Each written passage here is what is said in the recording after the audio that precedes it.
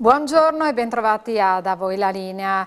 Appuntamento che oggi apriamo tornando alla morte di Maurizio Zamparini, perché Bruno Tedino, attuale allenatore del Pordenone e ultimo tecnico agli ordini di Maurizio Zamparini, ci ha tracciato un ritratto dell'imprenditore friulano che si è spento questa notte. Lo ha descritto come una grande persona soprattutto a livello umano, ma anche un riferimento di un'intelligenza di livello superiore. Sentiamo. L'uomo era una persona di un'intelligenza superiore. L'ho dimostrato nelle innovazioni che ha portato dal punto di vista aziendale nel mondo del calcio, e bisogna anche dire che ha sempre messo soldi suoi, nel senso che ha sempre rischiato lui con il suo impero costruito con grande dedizione alla causa e con grande intelligenza manageriale. Di lui conservo un ricordo splendido perché mi ha proposto a livelli importanti, ma non è per quello, non è nell'atteggiamento sportivo che lo ricordo, quanto quello umano, perché l'aneddoto più bello che io posso aver ricevuto da lui è stata una carezza in un momento di grande difficoltà dove mi ha riguardato lui per primo, quindi di lui ricordo questo aspetto familiare che non potrò mai dimenticare, anzi la mia famiglia non potrà mai dimenticare, perché noi siamo stati molte volte anche a casa sua e abbiamo ricevuto veramente tantissimo dal punto di vista umano. Ma noi abbiamo avuto un rapporto umano splendido, perché lui ha sempre capito che tutte le mie energie erano indicative verso un lavoro aziendale, e nell'azienda naturalmente era lui il capo, e tutte le quante le mie energie erano per un discorso aziendale, che non voleva essere di uno yes man come pensano tanti, ma anche una persona che gli dicesse delle volte di no. Quindi io in maniera molto umile, in maniera molto educata, ho sempre avuto verso di lui un rapporto che mi sono permesso molte volte di dargli delle indicazioni di qualche giocatore e qualche volta di oppormi a qualche giocatore che lui voleva prendere, però lui sapeva che io lo facevo in funzione non mia personale, ma in funzione di una società, di un'azienda che era la sua.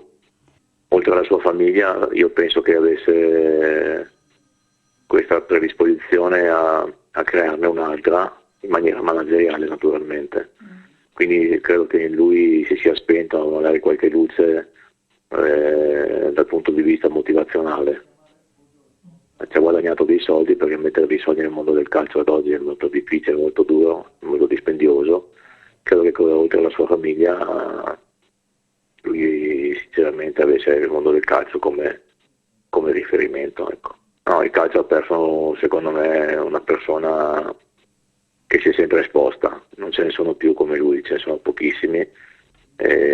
Lui ha sempre fatto delle battaglie, magari in maniera discutibile, però sempre delle battaglie forti per creare, per avere, come si può dire, una manifestazione migliorabile. Ecco, quindi diceva sempre che lo sport per lui era spettacolo, e quindi il suo tentativo è quello di portare sempre lo sport, e in questo momento il calcio, a un ulteriore spettacolo per la gente. Andiamo un attimo alla giunta a Udine, perché ci sono stati importanti lavori. Ci colleghiamo con Isabella Gregorato da Palazzo d'Aronco. A te la linea, Isabella. Grazie, buongiorno ai nostri amici telespettatori. Qui a Palazzo d'Aronco si sta svolgendo come ogni martedì la conferenza stampa di giunta per riassumere i lavori che sono stati, appunto, le decisioni che sono state assunte in giornata. E noi cominciamo a fare un rapido esame di quella che è la situazione in città per quanto riguarda i contagi da Covid. Abbiamo con noi l'assessore alla scuola, all'istruzione, Elisabetta Marioni, che ci ha portato dei numeri aggiornati per quanto riguarda le presenze nelle scuole comunali della città. Ricordiamo che appunto il Comune di Udine segue asili nido, infanzia, scuole elementari e medie, giusto? Facciamo la situazione. La situazione è questa. I dati per quanto riguarda gli assenti, asili nido, scuola dell'infanzia e dopo scuola, aggiornati alla data di ieri. Per quanto riguarda il doposcuola, abbiamo 336 allievi assenti su 727 e si tratta appunto di bambini in quarantena, di bambini in regime di sorveglianza e alcuni appunto anche positivi. Per quanto riguarda, noi organizziamo come amministrazione, organizziamo il doposcuola per le scuole primarie.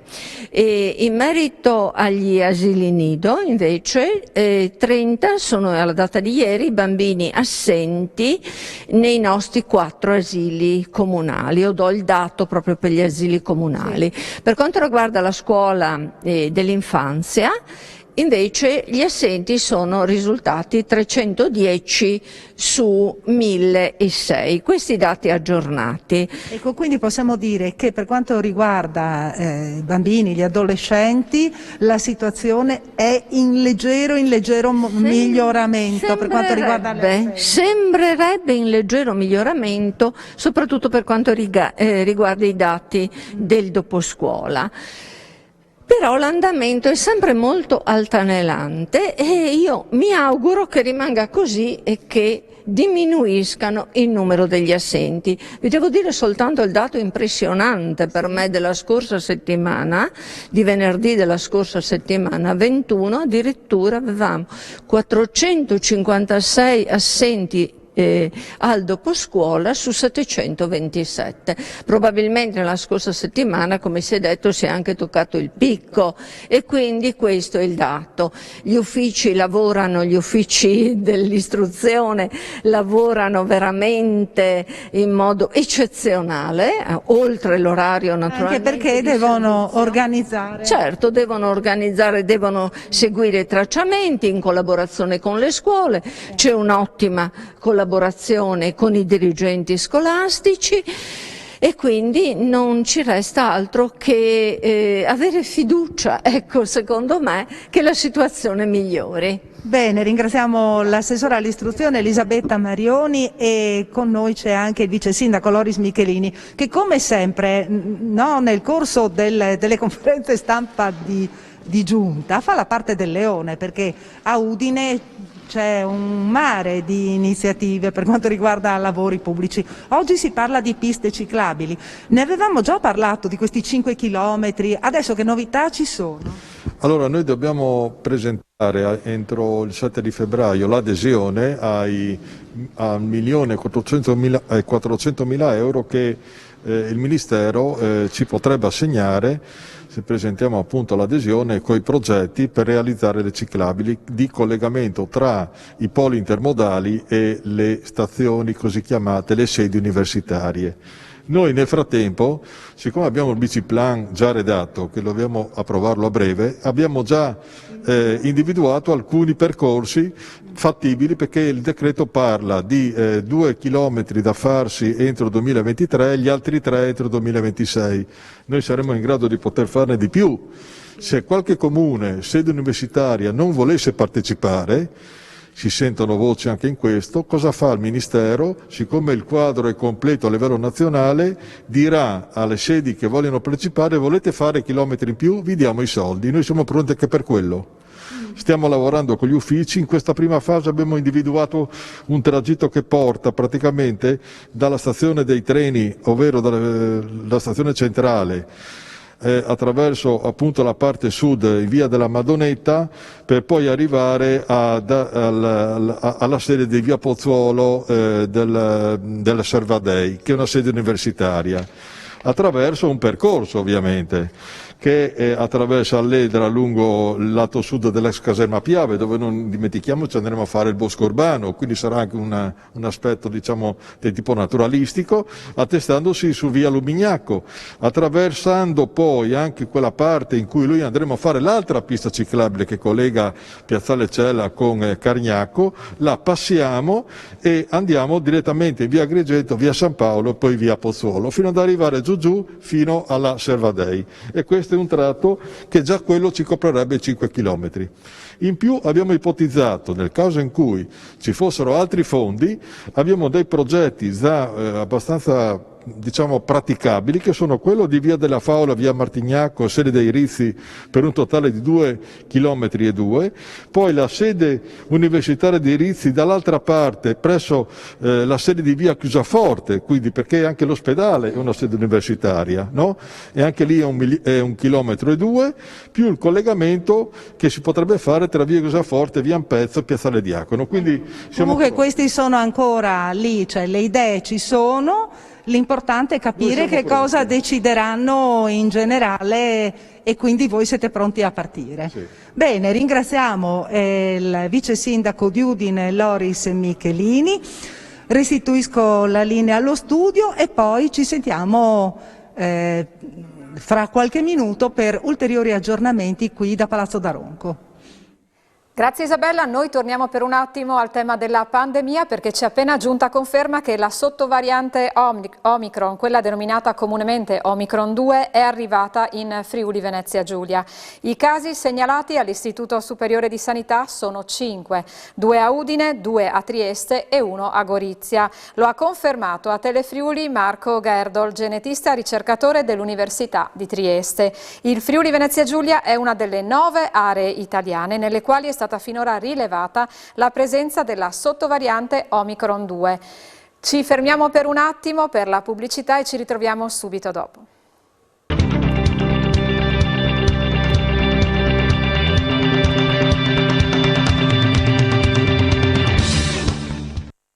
Bentornati, rieccoci nuovamente assieme, ripartiamo da Udine perché ha preso servizio da poco più di 10 giorni il nuovo procuratore di Udine Massimo Lia, già procuratore a Gorizia.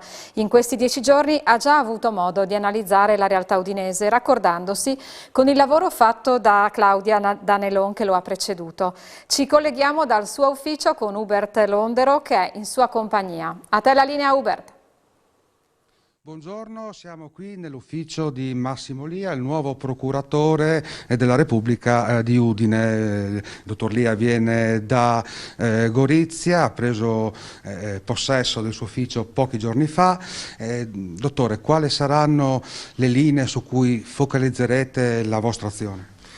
Adesso parlare di linee su cui focalizzeremo la nostra azione è un po' prematuro. Sto prendendo conoscenza dell'ufficio che rispetto a Gorizia è molto più grande e strutturato, ci sono molti più colleghi, molto più personale amministrativo.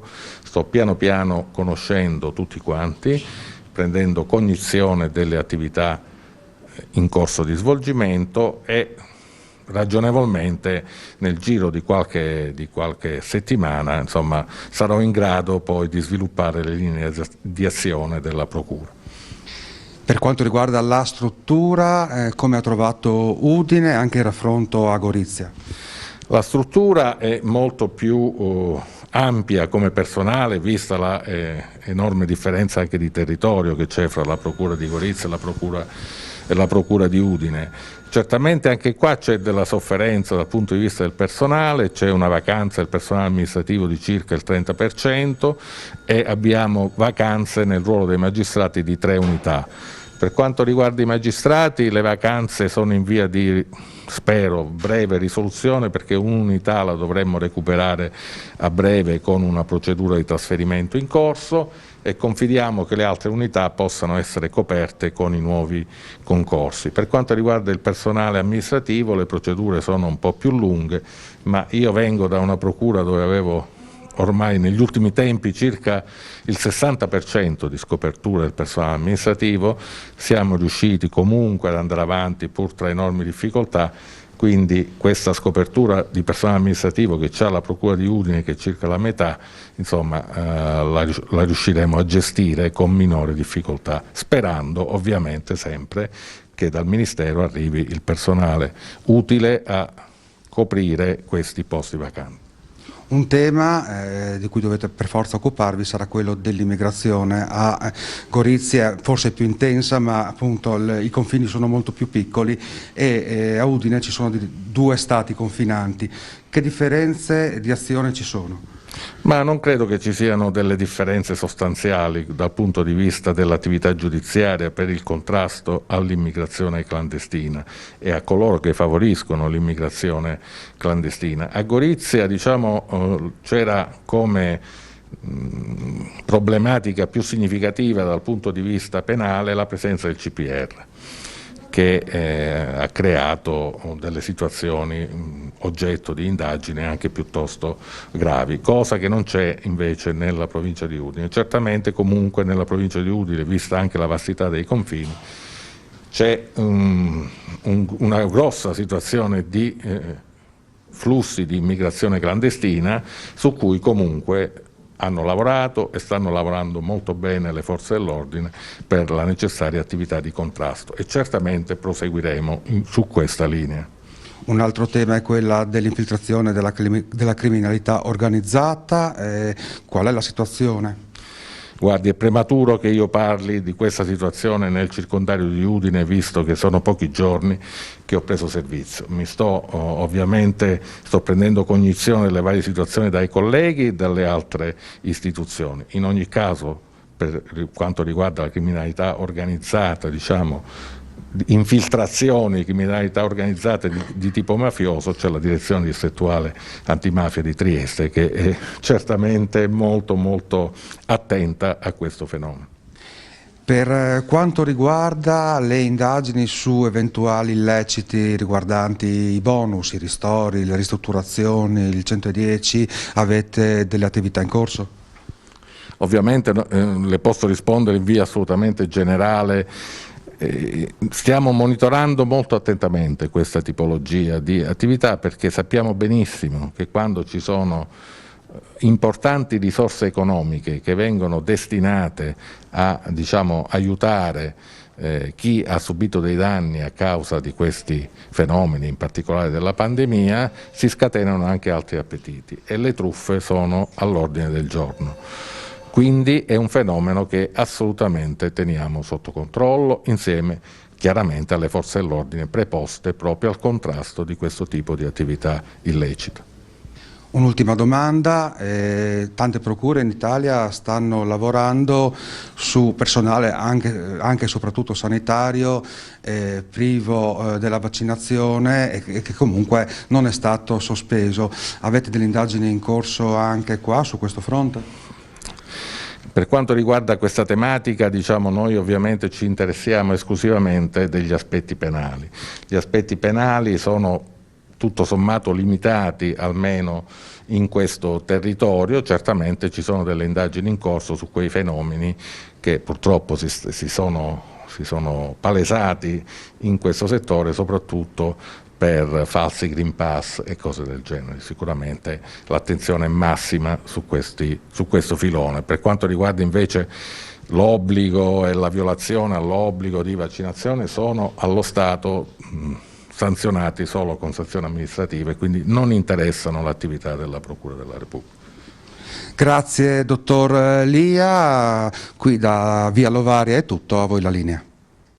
Grazie Hubert, noi torniamo alla notizia della scomparsa di Maurizio Zamparini perché è lutto ad Aiello del Friuli dove l'ex presidente di Venezia e Palermo risiedeva. Alexis Sabot si trova nella località friulana insieme al sindaco Roberto Festa. A te la linea Alexis. Esprimono la nostra volontà di... Sì, eccoci, buongiorno, mi trovo all'esterno della sede municipale di Aiello assieme al sindaco Roberto Festa. Qui abitava Maurizio Zamparini, la moglie era residente anche, quindi ci può anche raccontare quello che è Maurizio Zamparini per la comunità di Aiello, il suo ricordo, l'ultima volta che l'ha visto. Beh, io sono un po' d'anni onestamente che non lo vedevo, negli anni trascorsi ho avuto modo di effettuare dei lavori per lui, ma al di là di quello ho conosciuto abbastanza bene la famiglia. Maurizio era una persona schietta, un grande sportivo, negli anni ha dato anche una grossa mano a quella che era l'associazione sportiva di Aiello del Friuli proprio dal punto di vista calcistico. Una persona, come dicevo, schietta, una persona che forse a non tutti era simpatica, però quello che pensava lo diceva, insomma, ecco, quindi sicuramente per la famiglia è una grande perdita, per la moglie Laura, perché ovviamente dopo anche la scomparsa del figlio, 2 lutti nel brevissimo lasso di qualche mese, credo che lasciano il segno su tutti. Un grande imprenditore, lei l'ha citato a livello sportivo, ma sappiamo anche i suoi trascorsi dal punto di vista imprenditoriale, soprattutto nella Bassa Friulana, a Palmanova con il Mercatone Z, ma mi diceva una persona molto privata, discreta, stava a casa nella sua abitazione qui ad Aiello. Sì, diciamo che loro si vedevano poco in giro, onestamente, posso anche capire perché considerato la persona, quindi estremamente conosciuta, forse proprio qui ad Aiello riusciva a trovare quella privacy e quel modo di vivere un po' tranquillo che magari nella sua vita passata da imprenditore sportivo e da imprenditore vero e proprio effettivamente non riusciva a trovare. Ecco, quindi loro vivono nella casa un po' avulsi, ecco, rispetto a quello che è la vita proprio del paese. Quindi la comunità viveva poco la comunità, ma anche la gente lo vedeva poco in giro. Sì, esatto, si vedevano veramente poco in giro, quindi ripeto, il più grande rapporto che c'è stato è quando proprio si era interessato della squadra di calcio locale negli anni che furono, però poi diciamo loro svolgevano la loro vita vivendo in modo tranquillo nella tranquillità della pianura friulana. Quindi il suo ricordo prevalente è legato al mondo del calcio, anche qui per la società calcistica di Aiello? Beh no, diciamo non solo, ripeto, io ho avuto la fortuna di fare alcuni lavori per la famiglia, mi sono sempre trovato molto bene con loro, però sono cose che risalgono ad alcuni anni fa. Ecco. Lui abitava ad Aiello in una villa della zona, è tanto distante da qua o si trova e si trova? No, la villa da qua sarà distante 300 metri, è una villa vecchia che loro hanno risistemato, messo in modo eccezionale. Però ecco, appunto era racchiusa dalle mura e quindi loro vivevano e vivono in questa splendida villa in sostanza. Quindi ultimamente non si vedeva in zona? No, non si vedeva, non si è visto né durante il periodo in cui è successo il lutto che credo che lo abbia segnato, e non si vedeva neanche dopo, al di là della malattia che lo aveva colpito recentemente, ricovero, ma sicuramente non si vedevano molto in giro. E quindi anche gli ultimi contatti risalgono anni fa? Sì, gli ultimi contatti risalgono a qualche anno fa, sicuramente sì. Sindaco, io la ringrazio davvero per questo suo intervento, quindi da Aiello è tutto, a voi la linea. Grazie Alexis, noi torniamo in comune a Udine per i lavori della giunta di cui ci riferisce la nostra Isabella Gregoratto. A te la linea, Isabella. E con noi c'è anche l'assessore al personale, assessore anche alla cultura, Fabrizio Cigolot. Intanto cominciamo da una novità, il funzionigramma. Ecco, avete predisposto, praticamente avete messo nero su bianco chi fa che cosa. Esatto. E che cosa fa chi, insomma, è un bisticcio. Sì, diciamo che sulla base di quelle che sono le competenze di un'amministrazione, di un comune, cioè un comune grosso, importante come quello della città di Udine, noi abbiamo individuato ogni singola unità semplice, unità operativa, unità organizzativa, ogni direzione, ecco, che funzioni ha, che procedimenti svolge.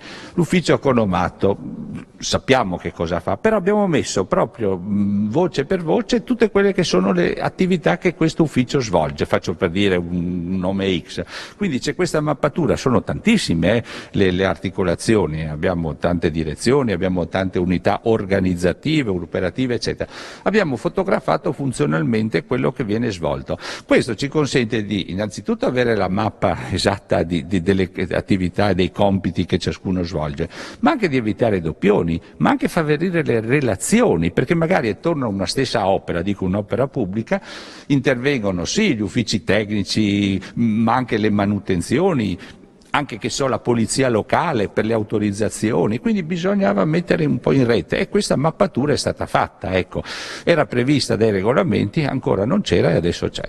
Ecco, una mappatura che effettivamente andrebbe fatta in ogni comune d'Italia, anche per capire come funziona la macchina. Sì, diciamo che ogni amministrazione si disciplina e si regola. Ecco, noi adesso abbiamo fatto questa mappatura, la trasferiremo anche al sindacato, ci sarà anche una presentazione nei loro confronti, ma diciamo che sono aspetti, come dire, interni, che però danno, come dire, un po' esprimono, ecco, la nostra volontà di riuscire a organizzarci sempre meglio, ecco, perché crediamo che sia importante anche alla luce delle profonde trasformazioni che il personale sta vivendo all'interno del comune, definire questi aspetti che sono degli elementi di riferimento che consentono di migliorare l'attività di ciascuno. Bene, ringraziamo l'assessore al personale e alla cultura Fabrizio Cigolot. Restituisco la linea allo studio.